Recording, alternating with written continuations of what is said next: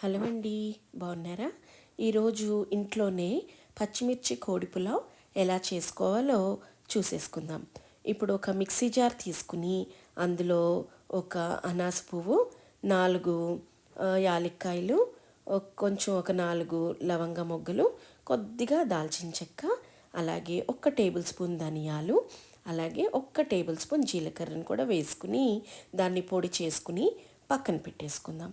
ఇప్పుడు ఒక వాక్ తీసుకుని ఒక పెద్ద ప్యాన్ అనుకోండి, ప్యాన్ తీసేసుకుని అందులో మనకి కావలసినంత నూనె పోసుకుని కొద్దిగా జీలకర్ర వేసుకుని అది చిటపటలాడాక ఇప్పుడు అందులో ఒక పెద్ద ఉల్లిపాయని తీసుకుని దాన్ని సన్నగా తరుక్కోవాలి. సన్నగా తరిగిన ఉల్లిపాయని ఆ నూనెలో వేసుకుని దాన్ని చక్కగా మగ్గనిద్దాము. కొద్దిగా మగ్గాక మరి ఇప్పుడు అందులో 1 టేబుల్ స్పూను ఉప్పుని కూడా వేసుకుని దాన్ని కొంచెం లైట్ బ్రౌన్ అయ్యే వరకు దాన్ని ఫ్రై అవ్వనిద్దాము. అలాగే ఇప్పుడు అందులో కొద్దిగా పసుపును కూడా వేసేసుకుందాము. వేసుకున్నాక ఇప్పుడు ఏం చేద్దామంటే కొద్దిగా వెయిట్ చేద్దాం. ఎందుకు వెయిట్ చేయాలి? అది బాగా మగ్గాలి కదా. అది ఎంత కుక్ అవుతే అంత టేస్ట్ ఉంటుందన్నమాట. సో ఇప్పుడు అలాగ అయిన దాన్ని చక్కగా ఒక స్పాచులా తీసుకుని లేకపోతే ఒక గరిటె తీసుకుని దాన్ని అంతా కూడా ఆ ఉప్పు పసుపు దానికి ఉల్లిపాయ ముక్కలకి పట్టేటట్టుగా దాన్ని చక్కగా తిప్పేసుకుందాం. అలా కలిపేసుకున్న దాన్ని ఇంకొంచెం అలాగా ఉడకనిస్తే అది ఇంకొద్దిగా కలర్ చేంజ్ అవుతుంది. లైట్ గోల్డెన్ బ్రౌన్ కలర్ వచ్చే వరకు దాన్ని అలాగే కొంచెం మీడియం ఫ్లేమ్లో ఉల్లిపాయ ముక్కల్ని వేగనిద్దాము. ఇప్పుడు శుభ్రంగా కడిగి పెట్టుకున్న చికెన్ ముక్కల్ని ఇప్పుడు అందులో వేసేసుకుని దాన్ని చక్కగా గరిటెతోటి తిప్పుకోవాలన్నమాట. అది ఉల్లిపాయ ముక్కలు, ఆ పసుపు, ఆ ఉప్పు అంతా కూడా ఆ చికెన్ ముక్కలకి చక్కగా స్ప్రెడ్ అయ్యేటట్టు దాన్ని మంచిగా కలిపేసుకుందాము. కొన్ని ఫుడ్ విషయం మాట్లాడితే కొన్ని ఫుడ్స్ ఇమోషనల్ అన్నమాట. చికెన్ కానీ, రొయ్యలు కానీ, పీతలు కానీ పర్టికులర్గా నాన్ వెజిటేరియన్స్కి కదా. సో ఇది కూడా ఒక మంచి డిష్ కాబట్టి నేను మీతోటి షేర్ చేసుకుంటున్నాను.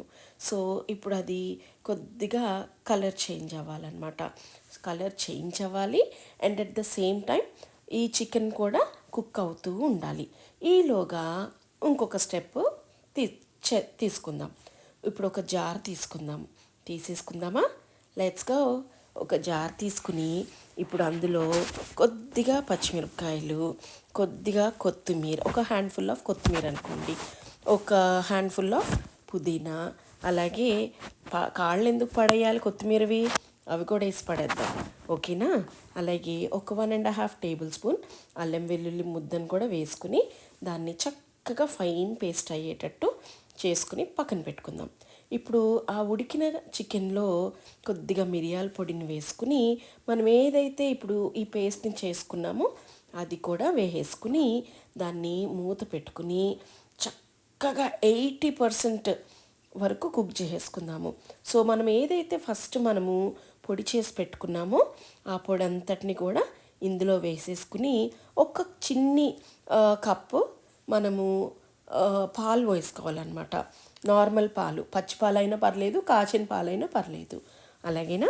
ఇప్పుడు మనం సపరేట్గా ఏం చేసుకుందామంటే మనం బాస్మతి బియ్యాన్ని మామూలు బిర్యానీకి ఎలా చేసుకుంటామో అలా ఉడికిచ్చి పక్కన పెట్టుకుందాం.